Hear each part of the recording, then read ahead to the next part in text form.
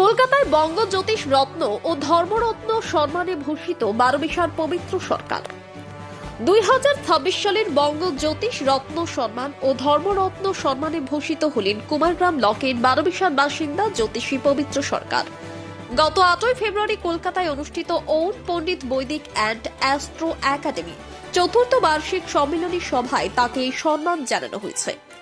জানা গেছে, কলকাতায় অনুষ্ঠিত ওই বার্ষিক সম্মেলনী সভায় রাজ্যের বিভিন্ন জেলা থেকে জ্যোতিষীরা অংশ নেন। সেখানে বারোবিশার মতো প্রত্যন্ত এলাকার জ্যোতিষী একসঙ্গে দুটি সম্মানে ভূষিত হওয়ায় খুশির হাওয়া বইছে এলাকা জুড়ে। কলকাতার ওম পণ্ডিত বৈদিক অ্যান্ড অ্যাস্ট্রো একাডেমির পক্ষ থেকে মেমেন্টো, শংসাপত্র ও মেডেল তুলে দিয়ে পবিত্র সরকারকে সম্মান জানানো হয়।